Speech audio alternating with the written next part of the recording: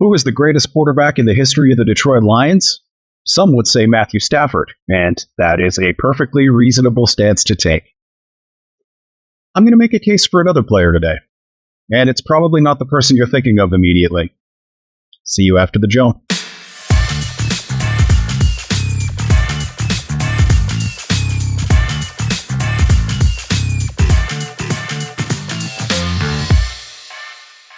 This Lions star played in the NFL for 7 seasons, and he was an all-pro quarterback in 6 of them. He led the NFL in scoring 3 times.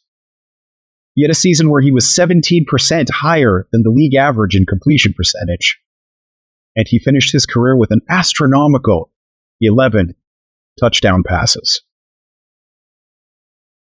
I am, of course, referring to Lions great and member of the inaugural Pro Football Hall of Fame class, Dutch Clark. Now, before joining the Portsmouth Spartans, Dutch was an All-American in college, despite the fact that he played for Colorado College. Now, that is not the University of Colorado Buffaloes. That is the Colorado College Tigers. The thing that makes that particularly remarkable for our younger viewers is that this was not just before the internet. This was before television. So most of the people voting for him could not have picked Dutch Clark out of a very small crowd. In that era, if something happened in another state, chances are you would just never hear about it. How did you know it was happening anywhere? Yeah, the answer for most things is that you just didn't. Unless it made the newspaper, or someone talked about it on the radio, you would just never hear that it happened. So in that anti-information age, how does a guy from Colorado College get noticed? Well, we need to remember that this was a different era of football. The forward pass was this insane last-ditch effort to get a first down thing, and the vast majority of plays were running plays. Dutch Clark ran for 1,349 yards on 135 carries in 1928 for the Colorado College Tigers. He scored 103 of the team's 203 points on the season. Colorado College is a purely academic school. It's a D3 level sports private college. They don't even have a football program anymore. But 10 yards per carry in an era where the NCAA was, well, I guess actually exactly what they are now, an organization determined to ensure that the exploitation of young people to the benefit of rich older people continues. But it was a less systematically entrenched organization in the 1920s. Moving on. After his senior season, Dutch actually took 2 years off from football, because at that time, professional football wasn't really a legitimate career option. He was the head basketball coach at Colorado College for 2 seasons and worked as an assistant on the football staff during his basketball offseason. Man, we are definitely talking about a very different time. In 1931, he joined the Portsmouth Spartans for 2 great seasons before he quit. You see, during those first 2 seasons, like I said, the NFL at this period of history was not a legitimate career choice. He was still the head coach of the Colorado College basketball team.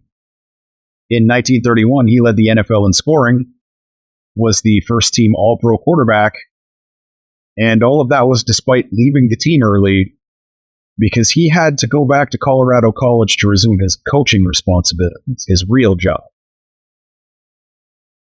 In 1932, he had a similar season, leading the league in points, selected as the All-Pro quarterback, and he was called the greatest football player in the last 10 years. So, of course, he then retired. You see, he had a better career opportunity, He went and became the coach of the football team for the Colorado School of Mines, who do still have a football team. Go Ore Diggers.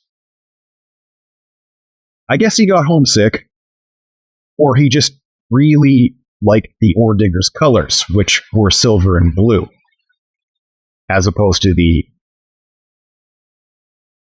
Portsmouth Spartans' red.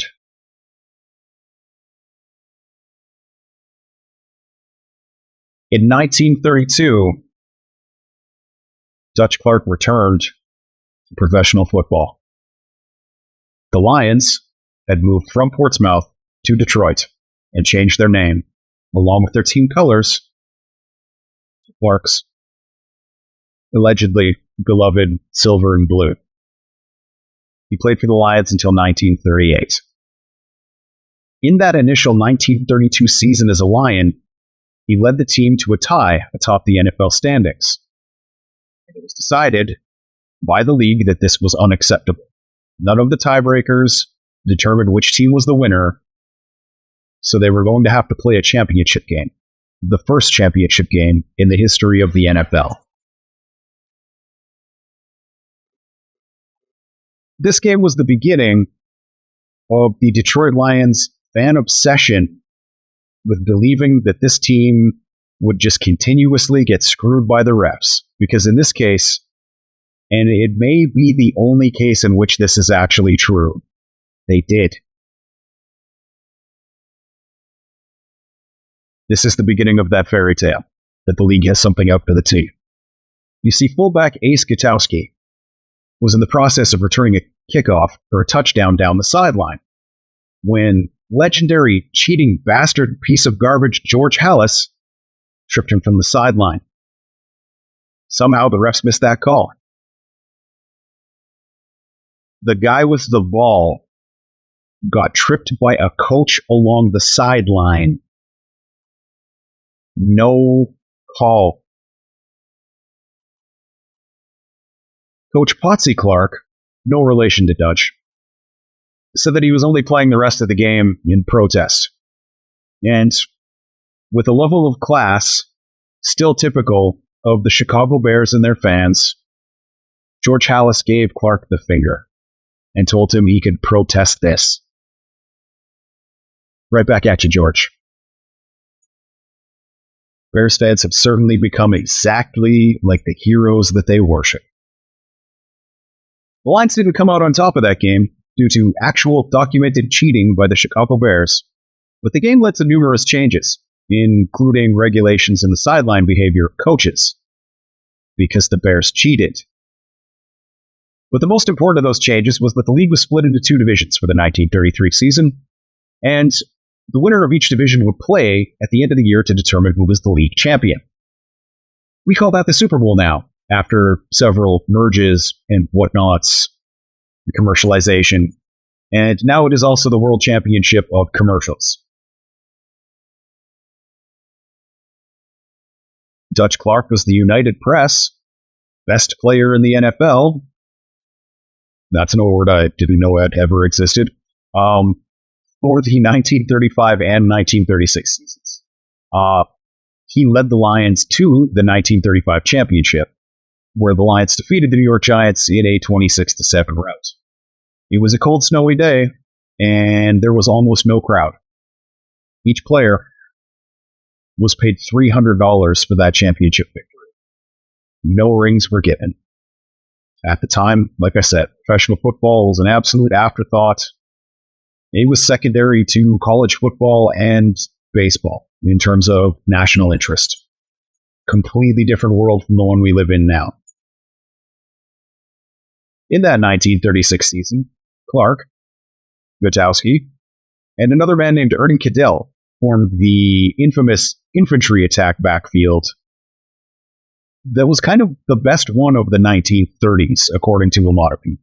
And to give Cadell his due, he was the NFL leader in all-purpose yards, rushing average, and yards per touch in 1935. He was not the third best guy in this group.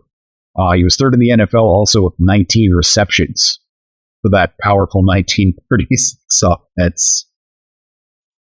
At this time, Detroit was no stranger to championship caliber teams. The city was actually given the moniker the City of Champions for a time. The Tigers had won the 1935 World Series, the Red Wings won the 35-36 Stanley Cup, and the Lions won the 1935 championship. For 6 months, the city of Detroit held all 3 major professional sporting championships, and Detroit's Joe Louis was also the heavyweight champion. But I digress. And I am definitely going to do that a lot on these daily shows, so just get used to it. Dutch took over as the team's head coach for his final 2 seasons in the NFL, 1937 and 38. And in 1940, he was named by the Associated Press as the outstanding football player of the 1930s. He continued coaching football until the mid-1950s. And as I stated previously, he was one of the first members in the first class of the Pro Football Hall of Fame. A fitting cap to a career which had seen many league firsts.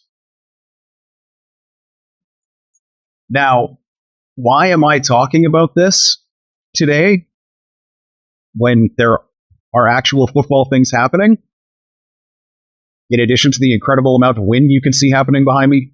Actually, that doesn't look like much, but before we edit the audio, it sounds insane right now. We'll see how this goes. If you want me to lie and tell you that something that's happening in the 3rd preseason game is important to fans, to the future of the team, I could do that, but there's a lot of other people who are going to do that. I mean, the most interesting thing about this game is, will Julian Okwara be traded to the Giants before it or after it? I don't know the answer to that question, so I'm not really going to go into depth about discussing it. Now, it is kind of interesting to ask the question of, would you rather have edge rusher depth or a 5th-round pick next year? Myself, personally, I would venture towards the side of maybe keeping that additional edge rusher and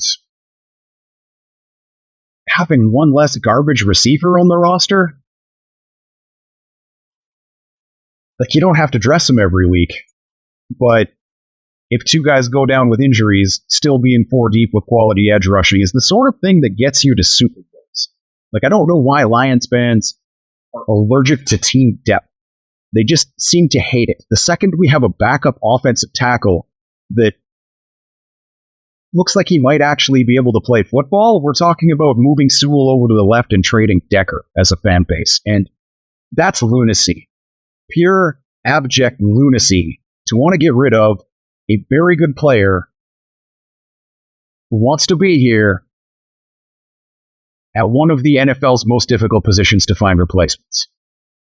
Offensive tackle. But I mean, I can talk about this preseason game a little bit, I guess, if you want me to. Teddy Bridgewater will have had 20 practice reps with the tight end he's throwing to instead of 6. Nate Sudfeld will try and make a case to be on an NFL roster somewhere, whether it's here or elsewhere, until the day Hendon Hooker comes off of whatever list they start him on this season. That's it, man. There's just really nothing interesting about the 3rd preseason game at all.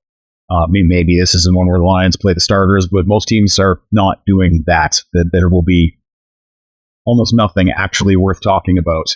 Well, a lot of people are still going to talk. So this week, today, you get a little bit of a stroll down memory lane. And you're going to get more of those, as history is what I studied in college. So it's a thing I'm interested in, whether you are or not. Have a great day.